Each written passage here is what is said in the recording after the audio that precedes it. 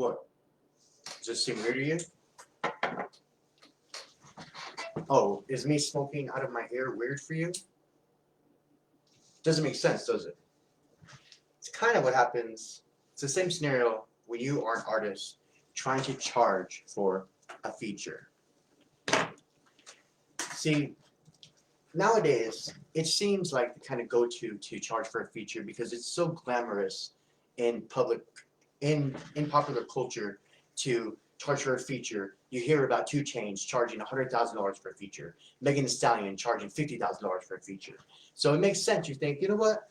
I want to show my dominance, and I want to show that I'm not just like every other artist. So you know what? I'm going to start charging for features. Well, I'm going to tell you 3 reasons why you are definitely stalling your music career, and also other alternatives to what really you should be asking from an artist when you are about to do a feature with them. I'm EDM music artist Evans Explosion. Now you might remember me from my TV show Trapped in New Mexico, which is currently being broadcast on Comcast channel 27 in New Mexico, and almost won an Emmy for it. I did campaign for it to be nominated for one last year. I produced it. It's a whole sitcom based on a couple of days of my life, trained the actors, you know what I mean? It was an amazing experience, and I did that to launch my music career. And ever since then, my music has been, almost every single release has been bigger than the last one. Every single music video has been taking more chances, more risk than the last one. So if anyone can give you advice on this type of subject, I think that I'm more than qualified to. So let's talk about, features. So recently, when I've been on Facebook and on Instagram, I keep getting cold messages from artists who are telling me, "Oh, hey, bro, whoop-de-whoop this. I got freaking deals on features all weekend, bro." Or I'll look at maybe a favorite artist of mine, and I'll see that they are charging for a feature for like $150. They'll say, "Oh, only $50 for features," or "This week only $30." You know what I mean? So the #1 reason why you should not be charging for a feature is you are cutting your chances in half. Because I know that we all want to feel like we're superstars. We all want to feel like we're that fucking top. We want to feel like we're that top motherfucker who deserves to be paid every single time that we step on the mic. And you know what? That is true. And you know what? Just like they say, you have to show people how to treat you. So it makes sense to say, you know what? I want to tell people how to treat me, so I'm going to make them pay me. But the thing is that you have to realize that 2 CHAINZ is at a different point than probably you are or I am in my music career. And if you're at a point where you're going to be offering features for a rate, really you just come off as an asshole. Because if you're still at the level where I can reach you and you are approachable, then really what's the big hype about having you on to like be a feature on my song anyway? You hear what 2 CHAINZ said you get with a $100,000 verse from him. He said that you get the bitches, you get everything that comes with Atlanta, you get the video, but that's it. You also got to pay for the marketing. You also got to pay for everything else. The studio time, all that good stuff. And that's why there are certain questions that you should be asking of artists, but it shouldn't be how much money you're going to pay me, because like I said, you're cutting your chances of making it in half, because the chances of you blowing up on somebody else's song are a whole of a lot bigger than if you were to just do a song by yourself. And the fact that you're able to make a hit song on somebody else's record shows your ability to fucking produce hits. And really, in this industry that is the music industry, it's all about songwriting, baby. Especially if you're not, a 14-year-old, girl off TikTok, The rest of us, we have to have talent. We have to have the ability to crank out hits, to be able to work well with others, and be able to, have those relationships that will eventually get us to that point, to that next point in our career, to that big break that we're all looking for. So, like I said, damn things. So, if you're selling your features also at a discounted rate, by the way, you're coming off like a hoe on a discount. And sure, everybody likes a hoe who's, half price, but you're still a hoe when it comes down to it. And you know what? it just seems thirsty when you're over there saying, "Oh, hey, bro, this and that," and then the worst part is that when these artists want to get into my DMs and then they want to say why I should be so honored to pay them to be on my song, but then they don't even do any research into me or to see if like their genre would fit mine at all, which shows me that they are just basically cold calling people. Cold calling is a sales tactics that's really old, probably 1920s, probably even earlier than that. They would do what was called cold calling. So before they would knock on the doors to like get you to buy something, but as time progressed, they did cold calls. So basically, they just get a bunch of random numbers. They call, make their sales pitch. So that's basically what these artists are doing to me in my DMs. They're sliding in my DMs, and they're saying, randomly, oh, they see that I'm an artist, which it's not hard to see on my social media that I'm an artist, and they say, oh, would you be interested in this and that? And it's like, you want me to pay for you to be on my song, but I don't even know who you are. And now your whole sales approach now is so sloppy. Because if you are going to make a sale, you need to provide value statements. But also, first and foremost, it's much better to go into a sales proposition with a warm lead. A warm lead is somebody who is already interested to begin with. So, definitely something that, I mean, I'm sure that these artists might be able to get more people to get, to like buy their features if they have a better sales approach, but most of y'all don't. It's just really sloppy. And it sucks because like the way that I look at it is that, okay, this person just wants this money. They're going to, they're going to do a feature on my song. But then at the same time, why would I want to give money to somebody who is so money hungry? Like, do I really believe that like if I send you $150 to do a feature, you're going to send me back a verse? Come on. Come on.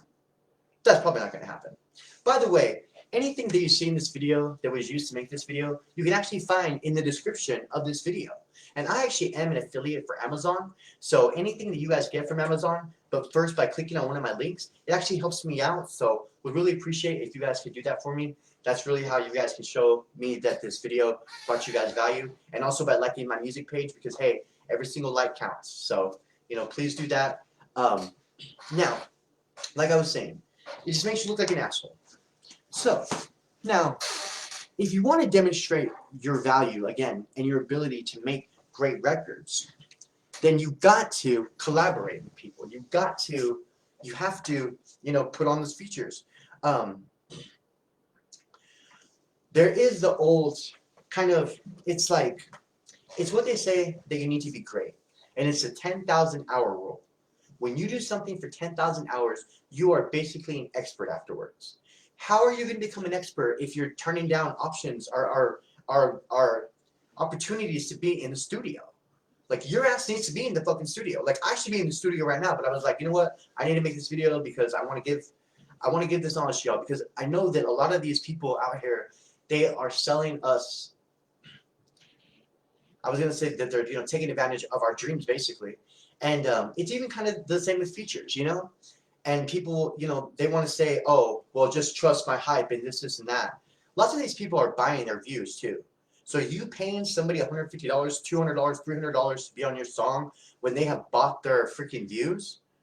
You can spend that money and freaking buy your own fucking views. Probably have more views than they have with that much money. But if you're an artist and you want to show your dominance, you want to show your value, there's a better way to go about this. Because sure, if I was to hit you up asking you to be a feature on my song, which by the way, I am looking for artists to be features on my songs. I'm all about collaborating. But if I was to reach out to you, something that you're probably going to want to ask me is you're going to want to ask me, okay, Evan, I see that you want me to be on this song, but what are you going to do with this song? Are you going to, get behind it, promote it for a year? Are you going to release it as a throwaway single on Spotify? What are you going to do with it? That's an important question. Because if they are going to put it on Spotify, then you probably want to make sure that they're going to be actively trying to get on playlists, and then ask them what their strategy is, because that's important. Because if you're going to be giving your breath that is so valuable, that is so limited because we only have so many breaths in our body, then yes, you know what? You should know the strategy that I'm going to use to market the song. That's absolutely true. Now, another thing. If you're going to offer to be, or if I want you to be a feature on one of my songs, it probably wouldn't be that bad of you to ask me for some type of money to be able to do it in the studio.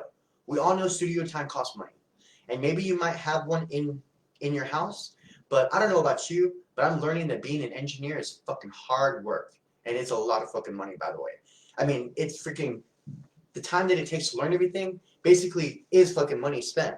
So it's like, sure, if I'm gonna use my own studio to record a feature for somebody else, you know what? Sure, you know what? Give me $20 for the hour that it's gonna take me. Why not? Pay for my lunch. That makes sense. We're all in this game together. And if I was to ask an artist to pay me money, basically what I'm doing is I'm taking money from their pockets that is from their marketing budget. Because all of us artists have a marketing budget. If you don't, you need to get one. Because it's important to be able to look at the numbers, and be able to see exactly what you're spending and exactly how much you know what I mean? Like, you have to know the numbers. So,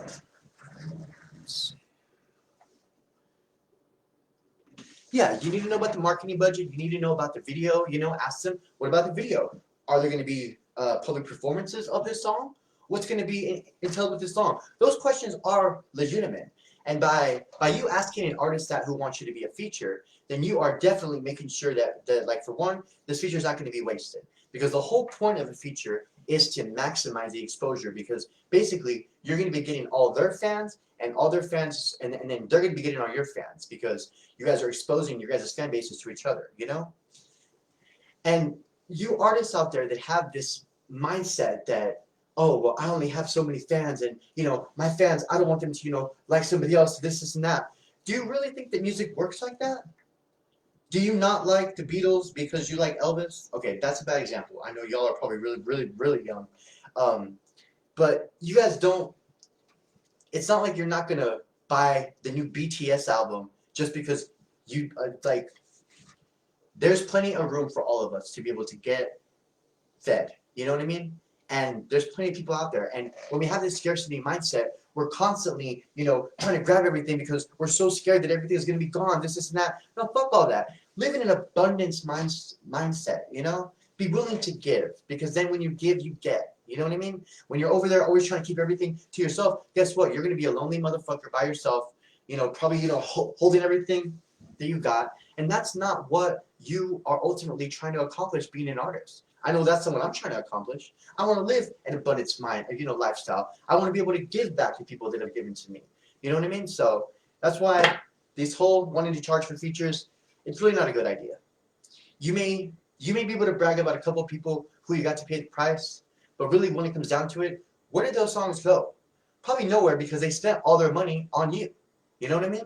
Let's be honest. Most artists, unlike myself, I am able to do this full time. And you know what? I thank God that I am able to, because I used to have to work a 9-to-5 job. And the thing is that most artists, they do have to work a 9-to-5 job. So when you're asking them for $150, that is a whole day and a half of work. 8 hours. I remember those days, having to count the clock and shit. Ugh. Never again. So anyways, I hope that this video put things into perspective for you guys. And, hopefully I feel like, with this, maybe with this input, maybe you guys will see that, don't be assholes, you know what I mean? Stop trying to charge for shit that fucking doesn't make any sense for you to charge for. You know what I mean? It doesn't. If you guys like this video, please, drop a like, drop a comment, share it with your friends. And by the way, if you have not checked out my new song, Not on Drugs, I'm sorry, it's called It's Not the Drugs. It's actually on my SoundCloud now. I'll put a link to it in the description of this video. But I'm Evan's Explosion, and I'm about to blow, baby.